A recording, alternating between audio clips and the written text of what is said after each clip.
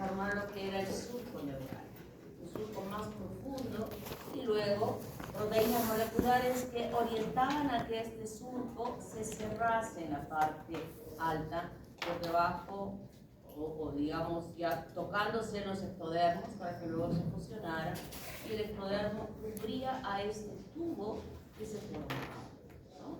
Pero en este proceso, como ya hemos sabido también, esta inducción no solamente era para la formación del tubo neural, sino que en los extremos laterales había una modificación de estas células ectodérmicas para la formación de las células de la cresta neural. Y al final teníamos esto, ¿no? La formación del tubo neural cerrado, y esa organización se daba como una zapatilla que habíamos dicho, y el cierre se daba a nivel de la parte media de la placa y se iba extendiendo tanto en orientación cefálica como en orientación caudal. Estamos viendo acá. Aquí se cerró y aquí iba a empezar a cerrarse en esta dirección y en esta otra dirección. Es un tubo abierto que se va cerrando. Y ese cierre se va dando y paralelamente ya hemos estudiado los somitas, van apareciendo los somitas y las aperturas en ambos extremos se llaman neuróporos. El neuróporo anterior se cierra antes que el neuróporo posterior, en el día 24, y el neuróporo posterior, pues el 25-26, vamos a decir 20, que completa la mayoría de los neuróporos, día 26. Entonces esto es lo que hemos visto. Placa neural, estas celulitas que están aquí más oscuritas corresponden a las células de la cresta neural. Se cierra el tubo y las células de la cresta neural se individualizan y quedan atrapadas por debajo del ectodermo y por encima del tubo neural que se ha llegado a formar. Esta formación inicial ectodérmica de las células de la cresta neural, que ya las hemos estudiado y hemos visto ya una parte en qué cosas se diferencia, también tiene ahí su componente nervioso, neurológico, porque va a diferenciarse muchas veces en su mutación, en su movimiento a otros lugares, en diferenciarse en células nerviosas, estas células de la cresta neural, que van a cumplir roles nerviosos, ¿no? O sea, tiene ahí su toquecito, esta célula de la cresta neural, tiene su toquecito de ser un tejido proveniente de un tejido nervioso. Y eso le da la facultad molecularmente de poder formar células que cumplan esa función, ese rol. Y este tubo neural que hemos visto que se llegó a desarrollar, luego que se han cerrado los neuróporos, y habíamos dicho que era una zapatilla más ensanchada en la parte cefálica que en la parte caudal, al cerrarse ya nos está mostrando una mayor amplitud del tubo en la parte cefálica comparativamente a la parte caudal, ¿no? Y en esta parte cefálica habíamos visto ya en las prácticas que habían la formación inicial de 3 vesículas: prosencéfalo, mesencéfalo y prosencéfalo. Estas mismas vesículas van a seguir creciendo. La mayor parte del crecimiento está relacionado justamente a esta parte de la formación del tubo neural, donde el prosencéfalo se va a dividir en los 2 telencéfalos y aquí queda el diencéfalo. Y a partir, justo cuando está como prosencéfalo, emite estas vesículas ópticas, pero luego van a quedar a parar a la altura del diencéfalo. La emergencia, o sea, todavía cuando está como prosencéfalo, ya inicia a formarse estas vesículas ópticas que estamos viendo en la práctica esta semana de cómo se forma el ojo. Pero luego, con el desarrollo mayor de los telencéfalos, la emergencia de estas vesículas ópticas van a llegar a parar a la altura del diencéfalo. O sea, el ojo va a ser, cuando se forme en su porción nerviosa, es decir, en la retina fundamentalmente con sus 2 componentes, es una extensión, miren, una extensión del cerebro. Específicamente, ahora se queda a nivel del diencéfalo. Y luego, el mesencéfalo no se divide, se mantiene como tal, y el romboencéfalo sí se divide en metencéfalo y el mielencéfalo. Y posteriormente va formando ya la médula espinal. Hemos dicho que era un tubo hueco, es decir, que hay cavidades en su interior, y esas cavidades son las que van a formar los ventrículos. Primero el segundo, tercero dentro del diencéfalo y el cuarto dentro del romboencéfalo. Y en la luz En la médula, que hay una luz pequeñita, esa cavidad, ese conducto que queda ahí, estará formando lo que va a ser ¿cómo se llama la luz que está dentro de la médula espinal?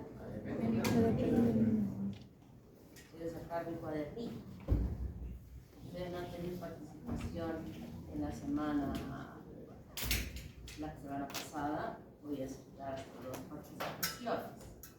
Pero ¿qué hacemos con los muros? Mauricio, ¿qué solución das para los muros? ¿Qué podemos usar? ¿Ah?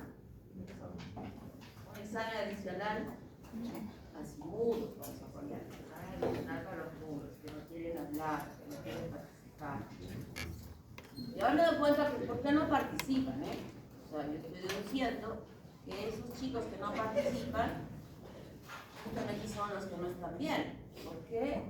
Porque no me están escuchando, porque cuando me están escuchando y estoy explicando, están así su disco duro aquí, su IA cerebral está revoloteando con todo lo que han estudiado de histología y anatomía. Pregunto algo nuevo, pregunto algo que yo esté en su libro y que todavía no lo han conocido. ¿Qué pregunto? Lo que ustedes ya han hecho y no me quieren contestar. Entonces, de esa manera se forma ello. Y luego, no solo queda así estirado, sino se pliega, ¿no? Y en esa plegadura, nosotros vamos a ver que se forman las curvaturas. Una curvatura, ¿cómo se llama esta curvatura? Levanten la mano. A ver, por acá, voy a empezar de este lado. La curvatura mesencefálica. La curvatura mesencefálica. Nombre. Arenas. Arenas.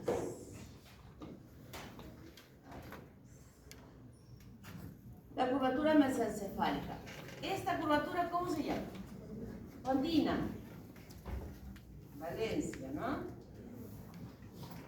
Ahora me voy a ir a las otras vidas.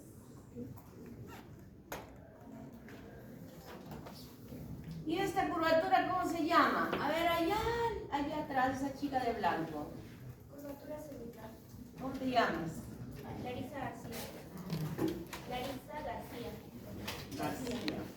Ya, mejor me dice solo su apellido y después su nombre, ¿ya? Primero el apellido, porque así los tengo acá.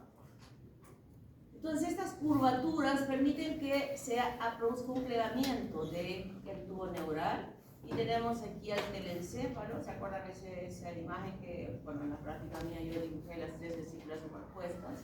El diencéfalo, el mesencéfalo, el metencéfalo y el mielencéfalo. ¿Cómo se llama esto? Sí. La curvatura rómbica. ¿Qué? La curvatura rómbica. La curvatura rómbica.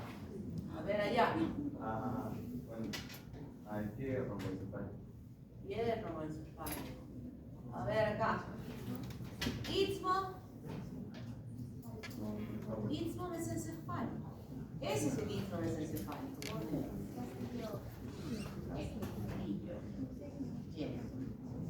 Istmo mesencefálico. Istmo mesencefálico. Muy bien. Y de esa manera están alojando internamente estos espacios que nosotros conocemos ya en relación al mesencéfalo dentro del apoducto vesical, ¿verdad? Se sigue plegando y lo que más se desarrolla son los telencéfalos que van a formar los hemisferios cerebrales y que van escondiendo en la parte media el resto de todo este tubo neural, como estamos viendo acá.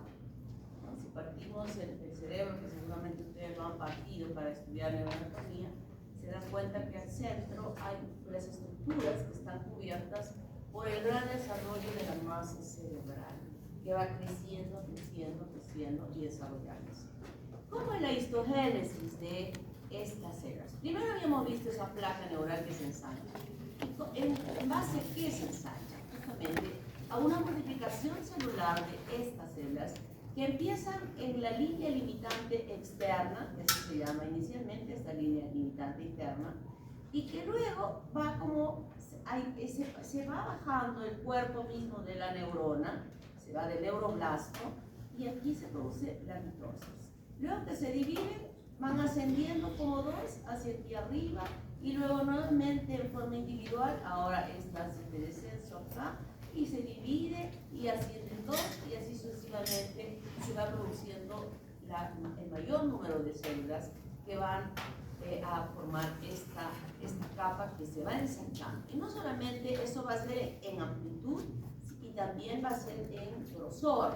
Y el grosor va a hacer que no haga este sistema, sino más bien que vaya creciendo, dividiéndose en este sentido, ¿no?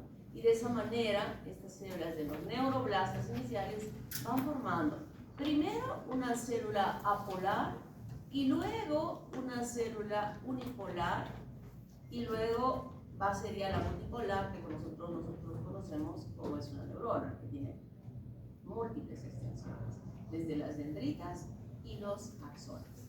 Y toda la parte, y en este momento de división, las extensiones van ubicándose en la parte periférica del tubo neural, formando lo que ustedes han visto cuando les hemos mostrado, la capa marginal, que es blanquita, clarita, está formada por las extensiones de las neuronas y que constituyen a futuro lo que va a ser la sustancia blanca.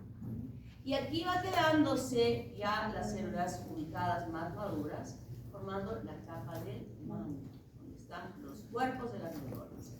Y cuando se agota toda esta división celular, las células de los neuroblastos se ubican en esta parte, aquí, revistiendo esta luz del epéndimo, en el caso que estoy hablando de la médula espinal, formando la capa ependimaria. O sea que la capa ependimaria es el, digamos, el rezago de los neuroblastos que llegaron a tener esa función de haberse multiplicado inicialmente en la formación de la estratificación de este tejido nervioso. Y estoy hablando en este momento de la médula espinal. En general es lo mismo, pero ya sabemos que en vez del cerebro y el cerebro, ese grosor es mucho más amplio en relación, si comparamos, al grosor que tiene la médula espinal, ¿verdad? Entonces ahí van a suceder cambios. Y ese neuroepitelio va a quedar finalmente como lo que estoy mencionando, como la capa ependimaria. Entonces, en la histogénesis que se ha formado, primero vamos a ver cómo se formaron esas neuronas. Ya las he dicho. Primero, sin polos, sin apolares, luego unipolares y luego multipolares, ¿no? Pero además, estas células que dan origen a las células nerviosas van a dar a las células de la neuroglía. ¿Cuáles células de la neuroglía? Los astrocitos, ¿no? Los astrocitos. ¿Cómo se llama este astrocito?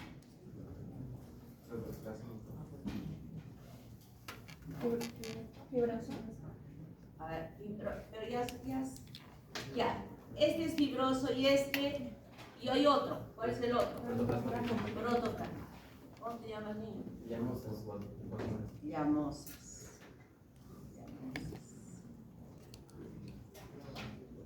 ¿Cuál es la función de estos astrocitos? A ver, esta niña de... La barrera hematoencefálica. ¿Cómo funciona? El astrocito se encarga de darle los nutrientes a la neurona, evitando de que la neurona se conecte con los vasos sanguíneos. Exactamente. Ninguna neurona, he dicho que es multipolar, ninguna extensión de la neurona hace contacto con el capilar. Lo hace a través de los astrocitos. Una patita del astrocito está pegadita al capilar y otra patita va a estar pegada a la neurona en cualquier parte de su soma, de su cuerpo, ¿no? Y es a través de ellos que pasan. Álvarez Carmen. Muy bien. Y la otra célula que se deriva de ellas es el oligodendrocito. Función. Produce la vaina de mielina en la neurona nerviosa central. Muy bien. Produce la envoltura de mielina dentro del sistema nervioso central. ¿Nombre? Málaga Fernanda. Así es. Y las células de la microglía, yo hablé de ello ya, ¿verdad? Son nuestros.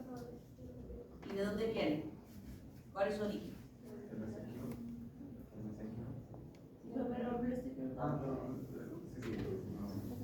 cambiados, no les tenía que poner la clasificación. ¿Cómo se llama? Justinza. Y el niño, Chiste. Chise. A Chise le gusta participar. Exactamente, eso no tiene nada que ver con un origen neurológico, sino entra con las células. Recuerdan que les había explicado esto, ¿no? Cuando hablábamos de las capas musculares, de los vasos sanguíneos, que eran células mesenquimales que ingresaban dentro del sistema nervioso central para formar la red de vasitos que existen dentro, y de allí se desprenden estas células que van a formar las células de la micro. Es esta la división que mencioné cómo se produce. Aquí está el neuroepitelio, va bajando, se divide y van a empezar a salir primero la formación de las neuronas, las células gliales y finalmente quedar como células ependimarias cuando han agotado su estratificación. Y da este espectro estratificado que va formando la capa del manto y externamente la capa marginal. Entonces, la diferenciación del tubo neural, nosotros vamos a tener al tubo neural original, que se divide en prosencéfalo, mesencéfalo, romboencéfalo y la médula espinal. El prosencéfalo se divide en el del encéfalo y el diencéfalo. A su vez, el del encéfalo va a formar la paleocorteza, el cuerpo estriado y la neocorteza. Vamos a estudiar cada uno de estos en este momento. El diencéfalo forma el epitálamo, el tálamo, el hipotálamo y el infundíbulo. Estamos ahí repitiendo y repitiendo en la práctica como grabadoras para que puedan aprender. Mesencéfalo tiene el techo y el tegmento y los pedúnculos cerebrales. Esto no estoy hablando nada nuevo, ¿verdad? Ustedes esto han estudiado neuroanatomía. El romboencéfalo, metencéfalo forma el cerebelo y la protuberancia. Y el mielencéfalo, el bulbo. Y la médula espinal forma la médula espinal. Entonces vamos a empezar a estudiar de aquí abajo y nos vamos a ir para arriba. ¿Cómo se forma la médula? Este tubo neural que yo había dicho, en esta parte, diríamos caudal, formaba la capa del manto y la capa marginal, ¿verdad? Y esta es la capa terminaria, que en este momento está bastante dilatada la luz de ese epédimo, porque la cavidad estaba extendida hasta la parte cefálica. Y aquí va a suceder que tiene una placa del piso y una placa del techo. Placa del piso y placa del techo. Luego, las células, las neuronas que se han formado, se empiezan a organizar para ubicarse en la capa del manto para formar hacia atrás la placa alar y hacia adelante la placa basal. Estas placas, ya que están pensando y razonando, están diciendo, sí, aquí están tales y tales neuronas, ¿verdad? Progresivamente ya se organiza mejor y las placas alares hacen contacto directo con la parte posterior de la médula, o sea, como que invade a la sustancia blanca o la capa marginal, que se forman estos conos posteriores. En cambio, el anterior se mantiene así, de esta manera. Se va estrechando la luz del epéndimo, ya no está tan grande. Y finalmente queda ya en la madurez esta imagen. Esta es la imagen que nosotros conocemos de cómo es la médula en un corte transversal, y ustedes lo han visto en histología, cómo es que se ubica esta estructura. La placa del piso se produce una fisura central, en cambio en la placa del techo se fusiona y se pierde. ¿Qué neuronas se encuentran aquí? Las motoras, ¿verdad? Neuronas motoras en la placa basal y las neuronas sensitivas en la placa alar. Pero paralelamente a la formación de esta médula del tubo neural, ya habíamos visto que a los lados, luego que se cierra el tubo neural, también estaban las células de la cresta neural. Y una de las transformaciones que tiene de responsabilidad esta cresta neural es que se forman a partir de ellas las células que van a formar el ganglio cardíaco, ¿no? Que estamos viendo acá. Y esto es muy importante porque nosotros vamos a entender cómo estas extensiones de las neuronas que se han ubicado en estas, en la placa alar y en la placa basal, ya formando lo que va a ser la capa del manto, se van a tener que conectar con ese ganglio cardíaco. Estas células, las neuronas motoras que se encuentran en el asta anterior, sus extensiones nerviosas salen. No las neuronas, sino las extensiones. Y esas extensiones nosotros les conocemos como el nombre de nervios, ¿no? Los nervios están conformados por extensiones de las neuronas cuyos cuerpos nerviosos, dependiendo de quién estamos hablando, se pueden encontrar tanto en el ganglio raquídeo, así como también en las astas anteriores. Porque las que están en las astas alares o las astas posteriores, su extensión está dentro mismo está dentro de la médula, ¿de acuerdo? ¿Verdad? Entonces, estas salen y forman la raíz motora anterior. Las raíces que están extendidas de las neuronas que se encuentran en el ganglio raquídeo están viniendo externamente de otros lugares donde hace contacto aquí, y estas extensiones de estas neuronas bipolares se vienen y se meten por atrás para formar la raíz posterior para hacer contacto con las neuronas sensitivas. Y estas neuronas sensitivas que se alojan en el asta posterior tienen conexiones con la raíz, con las neuronas motoras que se encuentran en el asta anterior.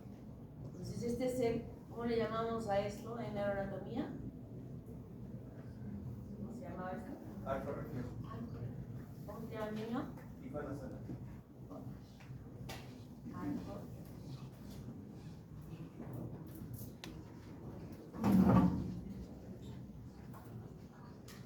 ¿Han recordado hasta acá?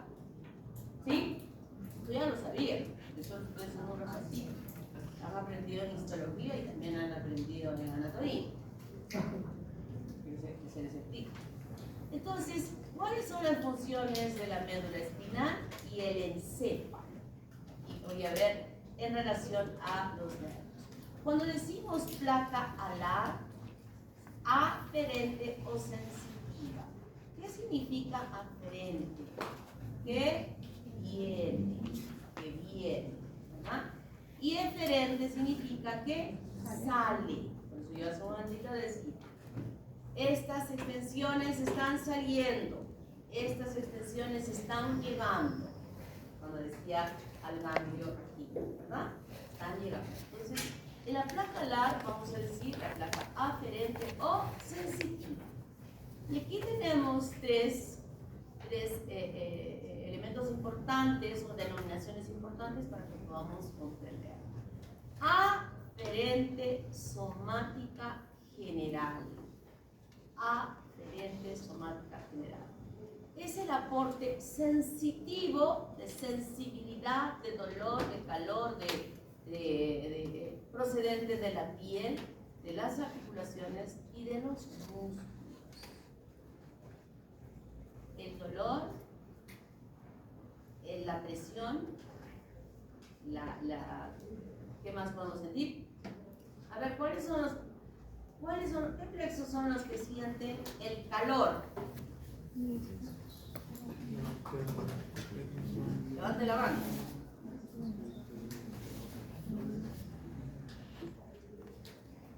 ¿Ya los plexos que sienten el calor? El frío. La presión.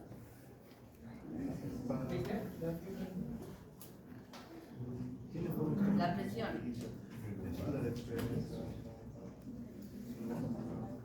La presión. ¿Quién dijo pachín? Chis. Ya, por esta vez te voy a perdonar. Miren lo que estoy preguntando, ¿eh? Puedo preguntar eso en el examen. Y no es nada nuevo porque ustedes ya lo han estudiado. Yo puedo decir cuál es el nervio, cuál es quien lleva el dolor en mi articulación de mi rodilla. ¿Qué denominación le damos a estos nervios que estaban llevando el dolor de mis rodillas la semana pasada, que creo que había en silla de ruedas? ¿Cómo se llama? Aferente somática general. Porque aquí dice que articulación. articulaciones y músculos. ¿Sí? ¿Estamos entendiendo? Aferente visceral especial. Esta palabrita especial la denomina aquella inervación que está dada por los pares craneales. Cuando es una inervación emitida por los pares craneales, hablamos de especial. Aporte sensitivo de las papilas gustativas y la faringe. Aferente visceral general. Este era aferente somático y este es el aferente visceral general. Cuando digo visceral ya estamos entendiendo, pues que son los órganos internos. Aporte sensitivo procedente de las vísceras y el corazón. Miren, estas palabritas se las tienen que aprender y entender, no de memoria, entender. Visceral, general. Cuando he dicho especial, ya creo que con eso estamos entendiendo que es la que sea aportada por los pares craneales. En cambio, esta y esta no. Estas están en los arcos, en el arco reflejo que hemos visto hace un momento. Y la placa basal, eferente, motor o autonómico.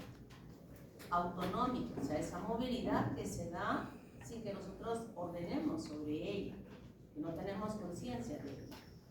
Eferente visceral general. Eferente visceral general. Es lo opuesto a esto.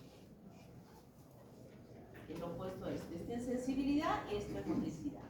Entonces esto ¿quién era? Vísceras y corazón. Entonces aquí también. Aquí hay enlaces de 2 neuronas. Y aquí no está en el asta anterior de la neurona, sino está en el asta intermedia. ¿Se acuerdan? Que había ahí, si yo me regreso acá, aquí en esta parte, aquí está el asta intermedia. Y aquí se encuentran las neuronas motoras que inervan las vísceras. Estas neuronas motoras que están aquí inervan la musculatura esquelética.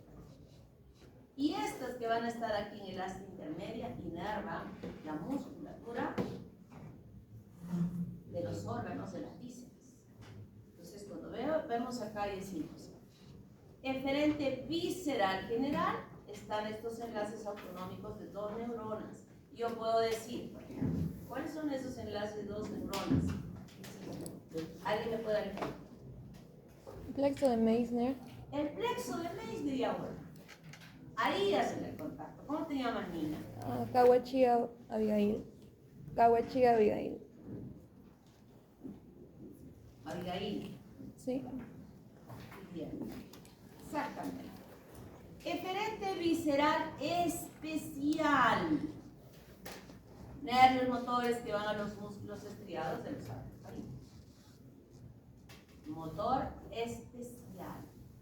Eferente somático general. Todos los demás músculos que no estén formados a partir de los arcos faríngicos. Todos, absolutamente todos les llamamos eferente somático general. O sea, es lo contrario al aferente somático general. ¿Entendieron? Muy bien. Creo que para los mudos, en cualquiera de las clases que yo voy a explicar, al final de la clase voy a decir, saquen una hojita. Y no, ni siquiera voy a traer un examen para ellos, sino voy a hacer una pregunta y que me respondan. Voy a decir, esta fila, esta preguntita, para estas filas, esta pregunta, y para estas filas, otra pregunta. Unos mudos se van a ganar 0.5 siquiera. Vamos a valer eso. ¿Están de acuerdo? Muy bien. Entonces eso, y no voy a decir en qué clase, ¿ah? No voy a decir en qué clase, no voy a decir, en esta clase, al final de la clase voy a tomar una pruebita para los mudos. No. En cualquier momento voy a tomar esa pruebita para que estén atentos toda la clase. Dejen de pensar en las cosas chascosas que no sirven para nada. ¿Te muevo el trapecio sería excelente somático general? El trapecio, ¿de dónde se forma? Estoy innervado por el nervio espinal, que no viene de la topografía, pero sería somático general. General. Somático general.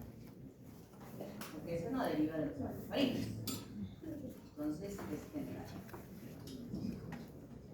Y cuando se forma la médula, al principio el borde de la médula está exactamente igual al borde de la formación de las vértebras. Luego las vértebras crecen más y la médula no crece tanto y va quedándose corta, va cortándose. La vía madre que envolvía aquí se estira para formar el filo terminal. Los nervios que salían por cada una de estas emergencias entre las vértebras se van elongando, creciendo. Y al final, tanto el filo terminal y que queda como fijo ahí, a la base misma de la luz del tubo de esta estructura ósea, estas van formando, ¿cómo se llama? Cuando ya están incompletas. Cabo de quina. ¿Qué? Cabo de quina. Me pongo la de caballo, no me hagas. ¿Cómo te llamas? Castro Pablo. Castro. ¿Y ese pelo, Castro? ¿Ah? ¿Qué haces con ese pelo? La próxima clase te quiero ver con el pelo corto. Muy bien, acá. Yo soy Castro Pablo y te voy a poner una participación. ¿Ya? Entonces, miren, aquí hay algo importante, que cuando el niño nace, el borde de la médula espinal está a la altura de L3. Y cuando ya llegan a madurar completamente nosotros, ¿cuál es el borde? Espérense. A ver, aquel de blanco. ¿Cómo te llamas? Daniel Caliente. Daniel Caliente.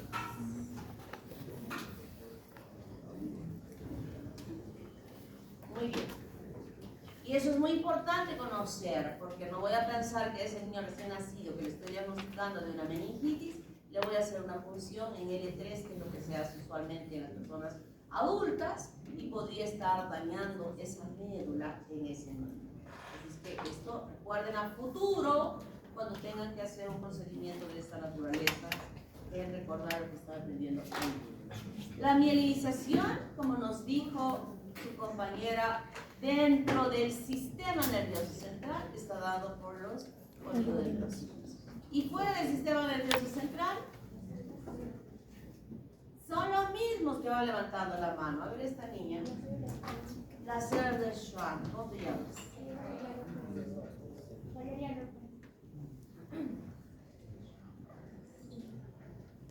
Vale. Todos tienen que participar. Ya los mudos están felices porque les voy a tomar una predicación de 5, pero todos tienen que hablar. Y esa envoltura es muy importante porque eso lo han llevado en biología. Es una célula que va envolviendo y va dejando espacios, ¿verdad? ¿Cómo se llaman esos espacios? Nodos de Rambier Nodos de Rambier. ¿Qué función tienen esos nodos de Rambier? permiten una comunicación más rápida del pulso nervioso, saltatoria. ¿Cómo te llamas? Cutipa, tipa. Un timbo. Cutipa. Más despacio está el tiempo en estar preguntando sus participaciones. Ya hemos terminado con la médula. ¿Alguna pregunta sobre la médula? Ya no voy a preguntar. Mielencéfalo. Hemos subido el mielencéfalo. Y el mielencéfalo, como ustedes recordarán, y se nos explicar la práctica, es algo especial que se pliega por la curvatura continua y eso hace que la parte superior de la placa del techo se estire, ¿no? Se estire y deja una membranita, la placa del techo, y tanto la parte alar como basal quedan en el piso. Aquí, quedan en el piso.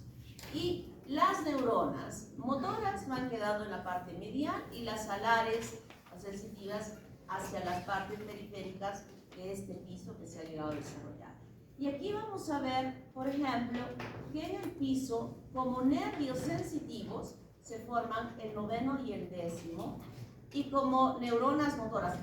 Aquí están insertados los pares craneales que ya conocemos nosotros, y aquí están insertados el noveno como motores, noveno, décimo y onceavo par, ¿no? Eso es lo que encontramos además del eferente visceral general y el eferente somático del 12. Esto es lo que vamos a ver. El techo del cuarto ventrículo se proyecta extensiones para formar el plexo coroideo, donde son invadidos por capilares y que van a permitir el drenaje del líquido cefalorraquídeo hacia, o sea, estos capilares penetrados, la sangre que se va pasando como un filtro hacia este espacio, tomando lo que es el líquido cefalorraquídeo.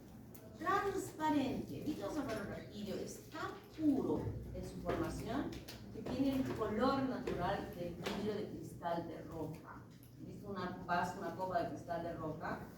¿No? ¿Nunca has visto? Es tan transparente ese vidrio, tan limpio, que, bueno, esos vasos que ven que se exposan un sol, que les ponen ahí cuando van a tomar cervezas a los bares, ¿no? Que ya la cerveza no se ve de color amarillita, sino se ve de color ya media rara, la turbia. Y hasta de pureza tan limpia que es un filtrado de la sangre que ocupa este espacio. Es así como se forma aquí este mielencéfalo, donde además sabemos que va a formar el bulbo, que es el centro del centro cardíaco y el centro respiratorio. El mielencéfalo forma esta estructura. Además de formar, como mencioné, aquí están estos centros, estos pares craneales que van a inervar las estructuras correspondientes. El mesencéfalo. En este mismo mielencéfalo, existen tres orificios importantes que van a drenar esa formación de líquido cefalorraquídeo. ¿A dónde?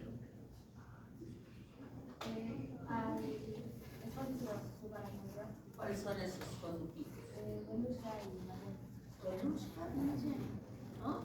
Lo que se está produciendo aquí sale por esos orificios acá afuera. Sale afuera. Muy importantes, ¿por qué? ¿Para qué sirve ese líquido que esté saliendo al espacio subaracnoideo? ¿Cómo es el espacio subaracnoideo, Paliza? En el espacio subaracnoideo encontramos vasos sanguíneos, también encontramos el líquido cefalorraquídeo que tiene función termorreguladora, también ¿cómo se llama esto? Amortiguadora, y también funciona para lo que es ayuda a lo del sistema de desechos del cerebro, para que vuelva a ser absorbido por lo que son las granulaciones de Pacioli y todo ello. Desechos, no, los desechos los elimina. Estoy diciendo que el líquido cefalorraquídeo es puro y transparente, o sea, ahí no hay desechos. Los desechos están pasando por la barrera hematoencefálica, ¿no? Y lo del sistema paravascular. Es importante lo que has dicho tú, la amortiguación, ¿no? Porque la estructura histológica del espacio subaracnoideo es así, ¿verdad? Son como unas patitas que están sobre la vía madre, y esta es la capa de la aracnoides, permitiendo que haya un espacio por donde circula el líquido cefalorraquídeo. ¿Cómo te llamas, niña? Málaga, Fernando. Málaga.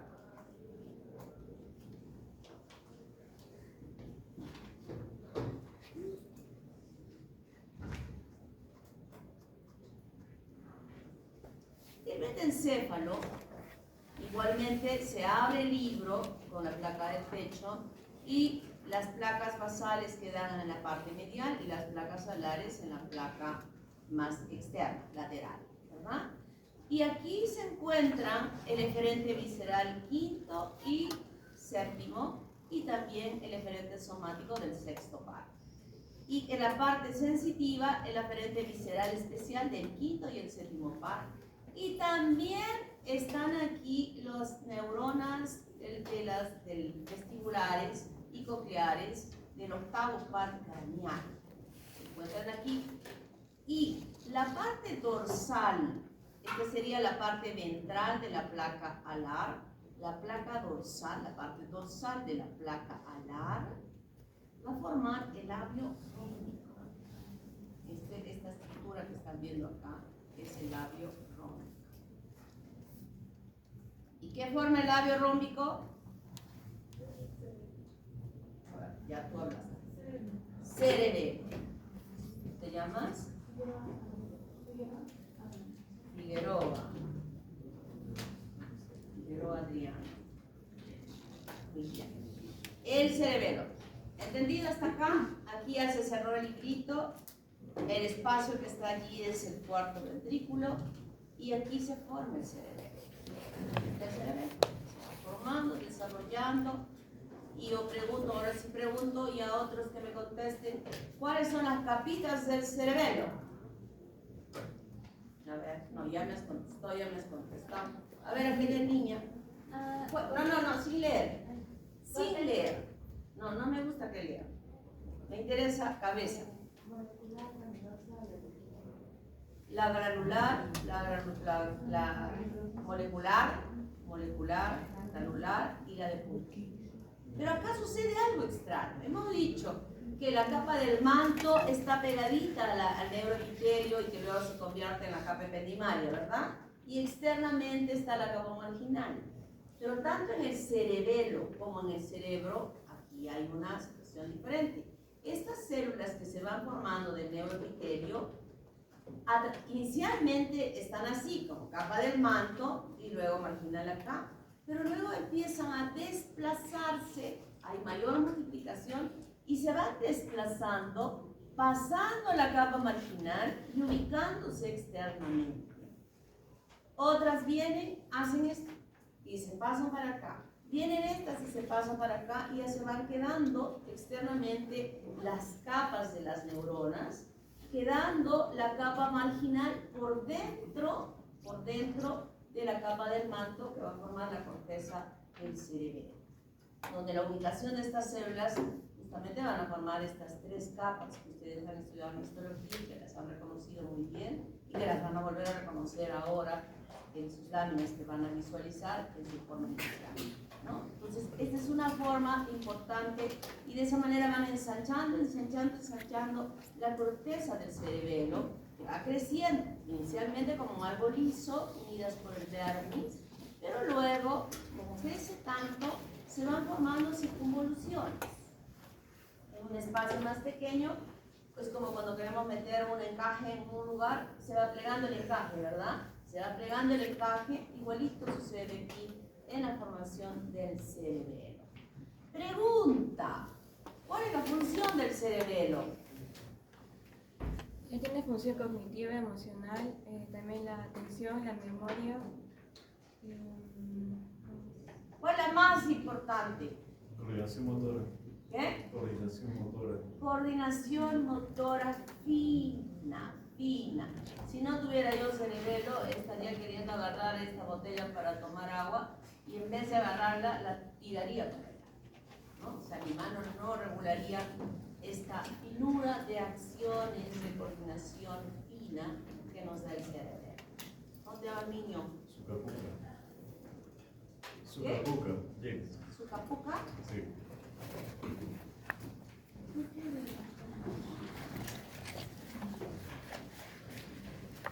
Sairipupa.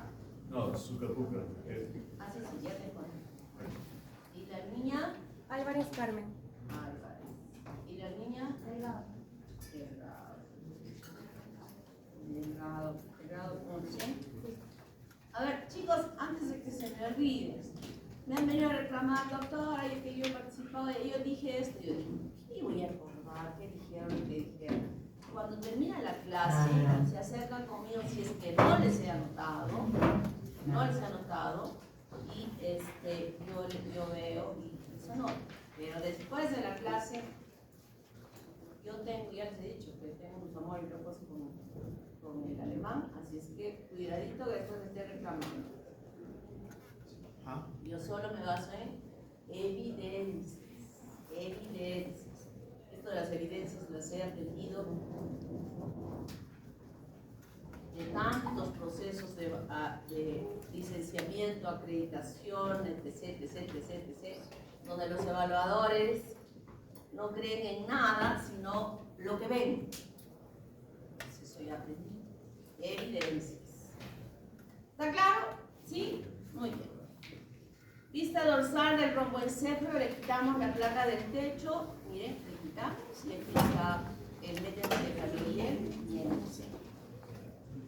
El mesencéfalo, la luz que se encuentra dentro de ella es el acueducto de Silva, que en un momento está ensanchada, la placa, las neuronas sensitivas y las motoras aquí, luego se organiza mejor este mesencéfalo para formar el pedúnculo cerebral y las neuronas motoras que se van a formar en los pares craneales, aquí están el tercero y el sexto, perdón, y el cuarto. Y estas de aquí forman dos bandas extendidas de toda la extensión del mesencéfalo, que forman los tubérculos cuadrigéminos, que van a partirse por la mitad para ser superiores e inferiores. Los superiores están en relación a la visión y los inferiores, los que están más hacia atrás, en relación a la audición, ¿no? Eso es lo que tiene que ver. Me refiero aquí, cuando digo esta relación, es que existen allí las conexiones nerviosas que tienen que estar llevando la información tanto hacia la luz, a la visión, como a la audición. No es que se encuentren ahí las neuronas, sino están las conexiones y habrán algunas neuronas que conectan, pero no son las importantes. Diencéfalo. El diencéfalo es una estructura muy importante porque empieza desde arriba. Arriba la glándula pineal, ¿va? Está formada por las células que encuentran ahí, es una glándula muy grande al momento de nacer, que se llaman pinealocitos, que tienen la función de producir melatonina, y esta melatonina tiene la relación con el sueño. Los niños duermen y duermen y duermen porque tienen una gran producción de melatonina, pero hoy en día también se utiliza la melatonina para dormir. Ahora ya se vende como medicación, hasta hace algunos años no se vendía en el Perú, sí en Estados Unidos sí se traía de ahí y era recetado por los neurólogos, por los psiquiatras y por los médicos generales y internistas cuando las personas se quejaban de insomnio para que puedan dormir, ¿no? Para que puedan dormir. Y hoy en día se estudió más a la melatonina, y la melatonina no solamente tiene que ver con ello, sino con... No existe ningún antioxidante más potente que la melatonina. O sea, con estudios, estoy hablando de estudios experimentales, que sabemos que la vitamina esta, la aquella, la otra, siempre estamos buscando antioxidantes para no envejecer, pero ninguna le alcanza ni siquiera la 10ª parte del efecto antioxidante que tiene la melatonina. Entonces se llama el elixir de la eterna juventud, porque tiene este gran efecto. Luego está el epitálamo, que tiene que ver con la vénula, con la olfacción, hay relaciones con ella. El tálamo, donde están receptores sensoriales. Hay conexiones de receptores sensoriales. Una cosa es sensitivo y otra cosa es sensorial, ¿verdad? Cuando hablamos de sensorial estamos hablando de visión, de audición, de estos sentidos diferentes a los de la sensibilidad simplemente.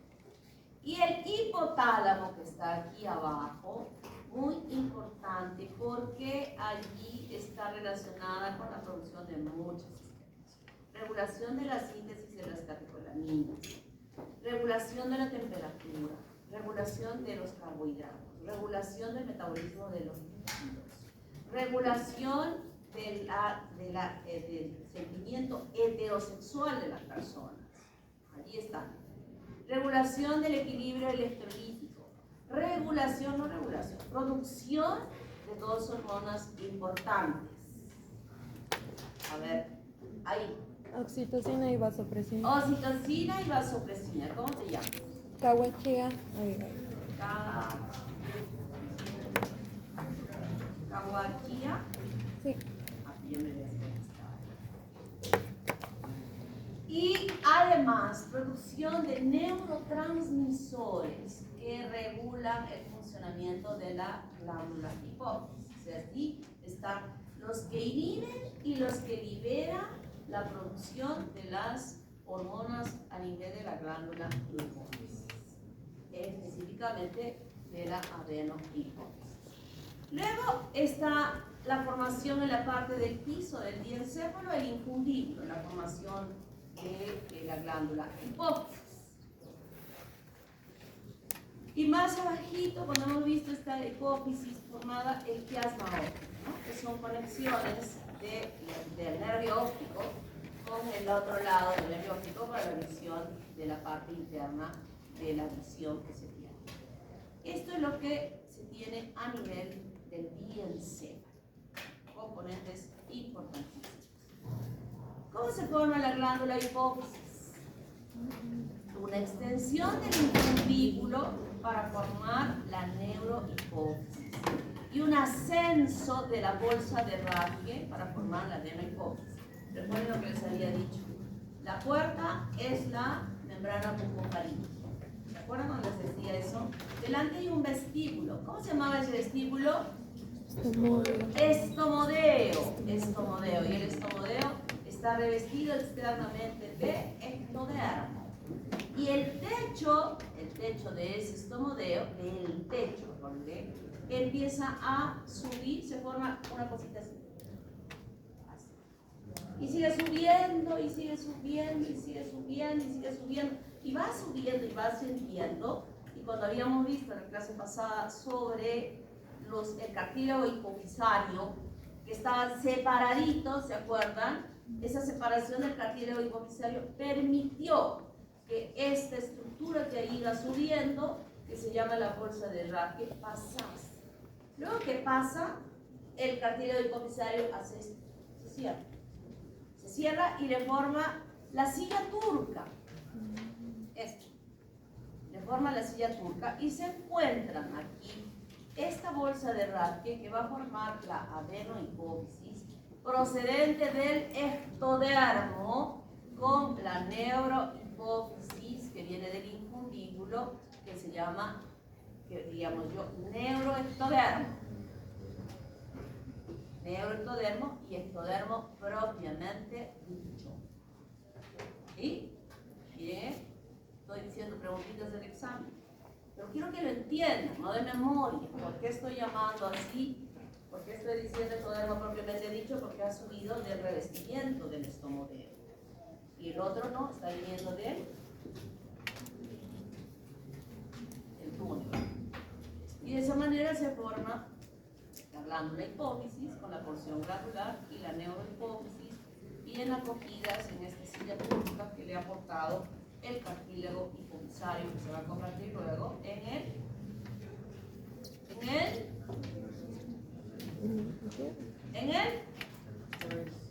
¿ah? Esfenoides. Muy bien. ¿Ponte a niño? Monteagudo. En el esfenoides.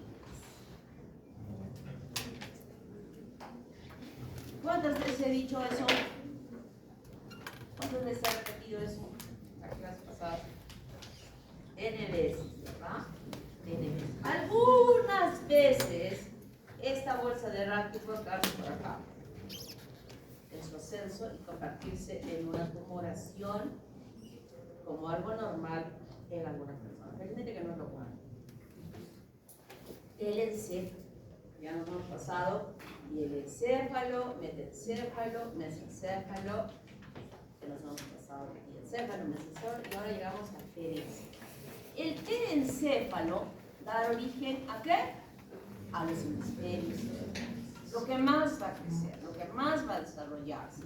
Este es un corte por la línea media y este es un corte que nos está mostrando aquí.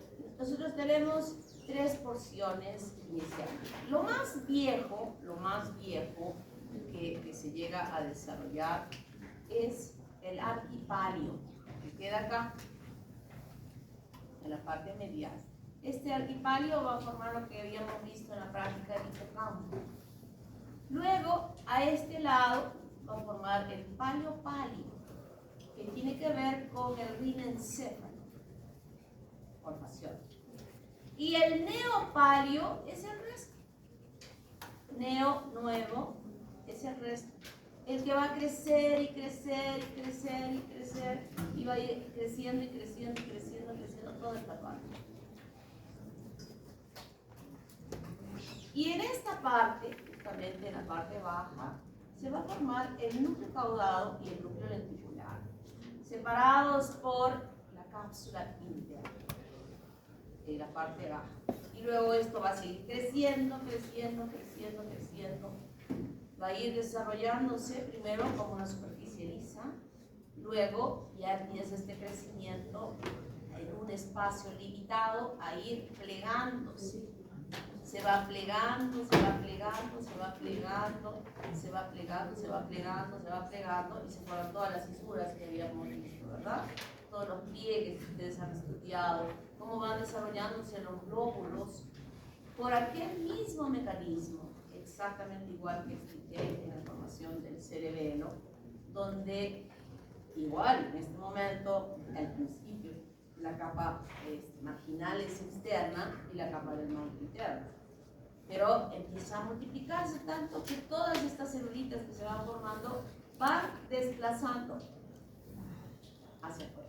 Esta viene y se va por acá, esta viene y se viene por acá, en oleadas de células que van desplazándose, desplazándose, desplazándose a partir de ese neuroepitelio y van ubicándose así, así, así, así. Son 6 oleadas importantes que hace, que permite diferenciaciones de las capitas que ustedes han estudiado en histología, quedando la parte externa en formar la corteza cerebral, donde se ubican todas las neuronas, y en la parte medial está toda la sustancia blanca, que está conformada por todos los axones, y que tienen conexiones con todos estos centros que yo había mencionado, no solamente dentro del mismo cerebro, sino extensiones que se van a ir caudalmente y meterse dentro de la médula espinal.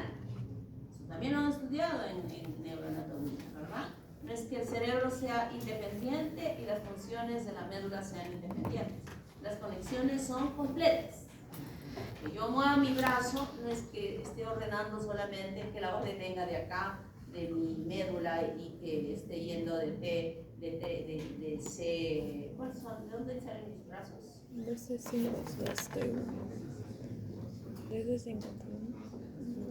¿Qué altura? De C5. C5, C6, C7, C8 y T1. C7, No, De C5 a T1. de C5 a T1.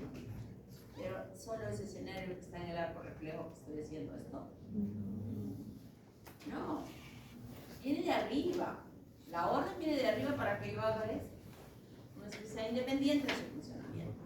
Entonces, todas las conexiones que vienen desde esta masa cerebral van a ir conectadas a las partes caudales para que todo nuestro organismo funcione adecuadamente, que funcione correctamente. Entonces, esa formación de la masa cerebral, esto es por adentro, miren todo lo que había quedado, cómo queda rezagado todo lo que hemos estudiado, inicialmente formado de ese tubo neural, cuando es totalmente, diríamos, invadido, no invadido, sino desplazado en tamaño, podríamos decir, por el gran crecimiento de la masa cerebral. Miren cómo crece, como está limitado. Si yo tengo acá un límite y está creciendo, entonces ¿qué va a hacer? Se forman pliegues, se forman pliegues, se forman pliegues, se forman pliegues, y de esa manera nosotros tenemos esta imagen, cómo se va desarrollando este tejido cerebral. ¿Qué malformaciones congénitas? ¿Alguna pregunta hasta acá?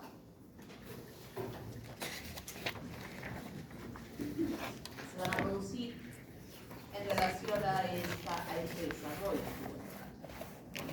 Primero, el que no se haya cerrado, bueno, podríamos decir, ¿quién induce a qué? El hecho de que no se forme los arcos neurales y se forme luego las apófisis sigmoides atrás, induce a que el tejido nervioso no se cierre, o es que el no cierre de la placa neural inhibe el cierre de estos arcos neurales. El no cierre de la placa.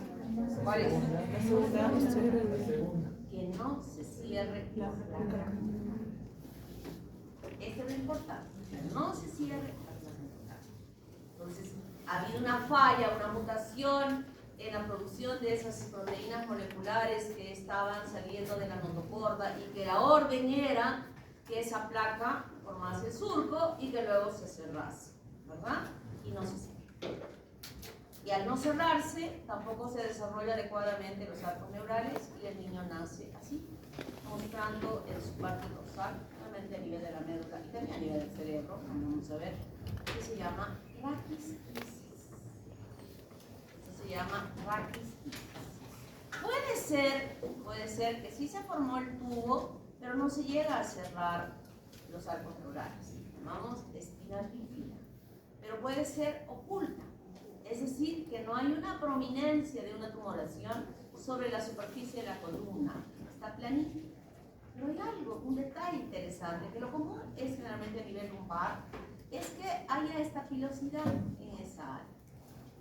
Nosotros ya tenemos que entender que si yo veo un niño que nace con un mechón de pelitos ahí en la parte caudal a nivel de la parte pélvica, un poquito más arriba en la zona lumbar, entonces suavemente voy con mi mano, desplazo mis dedos, estoy sintiendo en el bebé, se siente claramente las apófisis espinosas y suavecito, no voy a meter el dedo así, suavecito, y donde veo que hay filosidad, no encuentro las puntitas de las apófisis.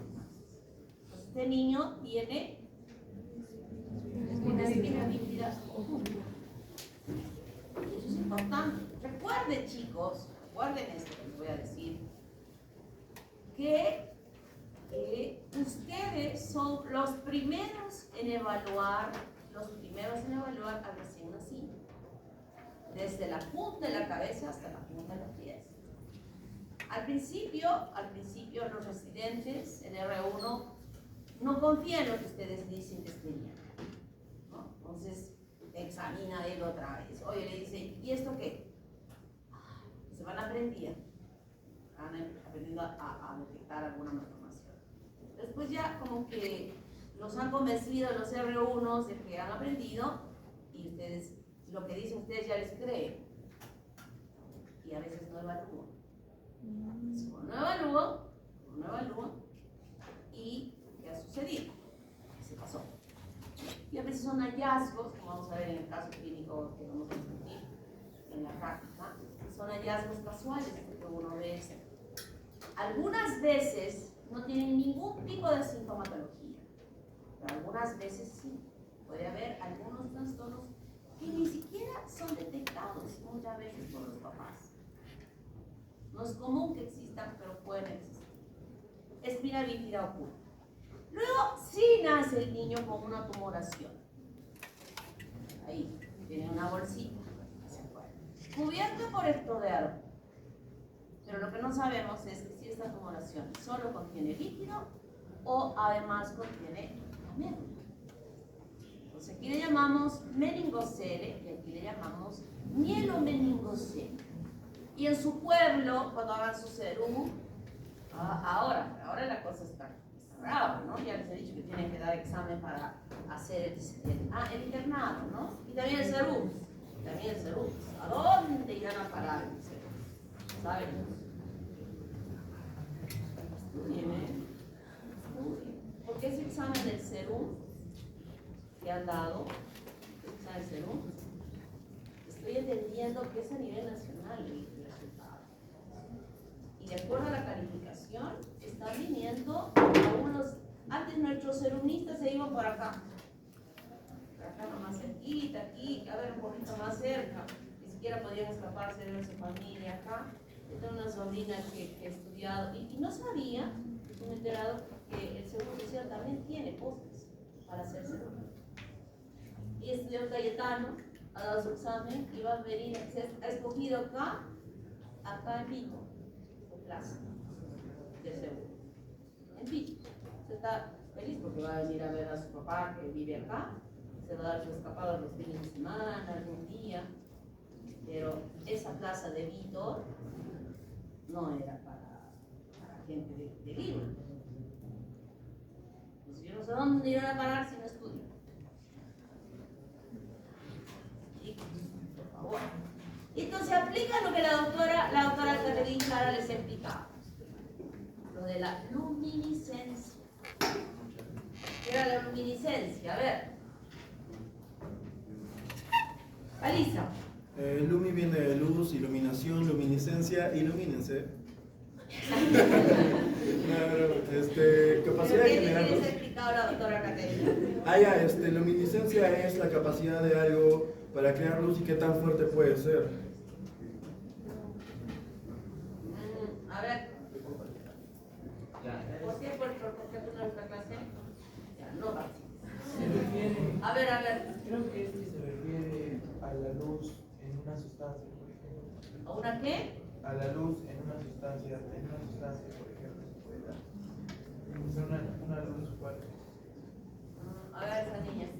La reflexión de la luz en un determinado tejido, por ejemplo, si es macizo no va a pasar la luz, pero si no hay, por ejemplo, en la médula, va a pasar directamente en el fallo.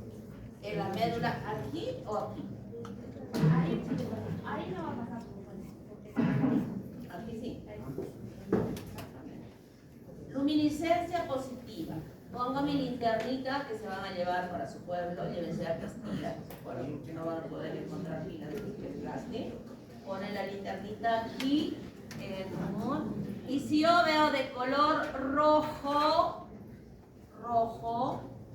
es luminiscencia positiva. ¿Y eso qué significa? Que el contenido es líquido. Pero si yo veo negro, o sea, a través del tumor, recuerden que está saliendo, es luminiscencia. Entonces, si es rojo, yo voy a mandar del pueblo donde esté, yo voy a hacer yo como que este paciente nada ya, le voy a referir a la ciudad y voy a poner meningocelio. Ahí le meto, ¿de dónde se relaja todo? Y luminiscencia negativa, yo voy a mandar mi diagnóstico con mielomeningocelio. Aquí está el mielo, cuando el tumor. Aquí no hay mielo. Entonces se llama meningocelio y mielomeningocelio. Y en la cabeza también sucede lo mismo, que puede haber por alguna sutura salir masa cerebral. Y nosotros hablamos aquí de meningocele también, cuando el contenido es líquido. Puede ser que solo salga masa cerebral y llamamos meningoencefalocele, pero puede ser que salga un ventrículo de tejido nervioso, entonces, y además el ventrículo, y le llamamos meningohidroencefalocele. ¿Ya? Meningohidroencefalocele. Eso es en otro caso. A nivel de la cabeza puede ser que no se cerró nada. Miren, parece que tuviera un pelo hasta atrás. Esta es la placa neural, que no se cerró. Y no permitió que crezca tejido cerebral. Miren, no creció. Aquí hay otro meningomielocele, en este niño. Se llama craneostisis. Y hay un encefalocelio frontal. Aquí hay un meningocelio occipital y esto es, ¿cómo se llama esto? Onfalocele. Onfalocele. Intestinos cubiertos por ambos. Onfalocele. Miren esta fotografía donde nos muestra, miren la pared de tejido nervioso, totalmente aplastado, y los ventrículos dilatados. ¿Qué tendrá este niño? Encefalocele, meningocelio. Y esto, que es tan grave, se llama hidrocefalia, que acaban de decir ustedes. ¿Cuánto debiera medir el diámetro de la cabecita al nacer? A ver, esperen. Voy a ver quién no ha levantado la mano. Esta niñita que está acá atrás. Sí. 35 centímetros. ¿Cómo se llama?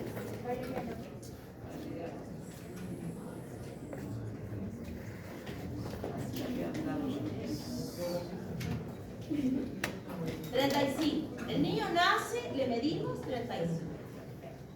El niño nace y le medimos 36.5.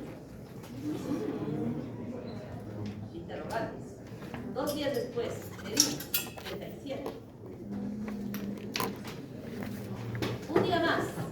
38. Le mido 36, al otro día 36, a los 2 días 36, a la semana 36. Diagnóstico. Cabezón. Diagnóstico. Ahí no hay problema. Bueno, hasta ahí es la clase de hoy, por favor.